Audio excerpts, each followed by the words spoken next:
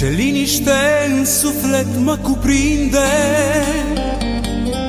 și cerul s-a deschis deasupra mea.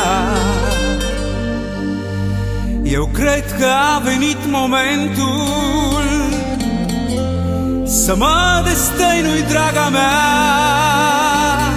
să spun ce nu ți-am spus vreodată, chiar dacă poate tu știai. Ești cea mai minunată fată, în viața mea ai coborât din rai. Cât de frumoasă pot să fii, iubito, ridică-ți voalul să te pot vedea.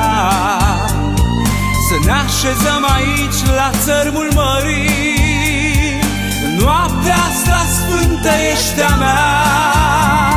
Și-a mea vei fi pe veci de acum încolo, și-al tău voi fi mereu, mireasa mea. Cu tine vreau să plec departe, în altă lume dacă aș putea. Ești mireasa vieții mele,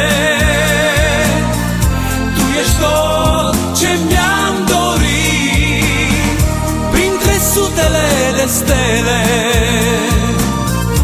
În sfârșit eu te-am găsit, te-am visat așa cum ești, în rochie albă de mireasă. Vreau să vină întreaga lume să-mi vadă inimii aleasă.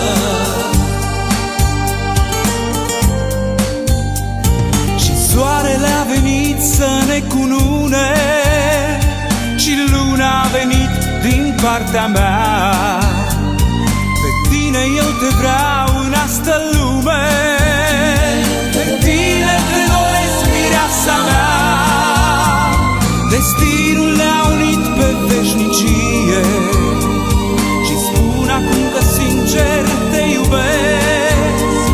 Sunt martor soarele și luna, cu tine viața vreau să o trăiesc.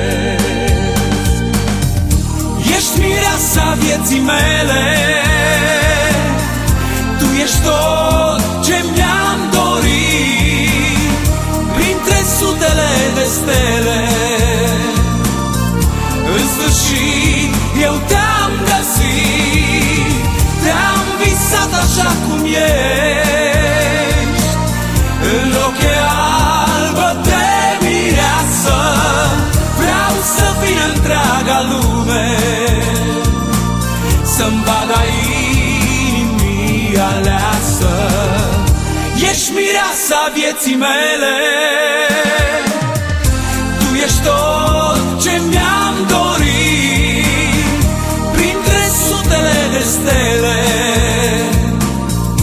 În sfârșit eu te-am găsit, te-am visat așa cum ești, în rochie albă de mireasă.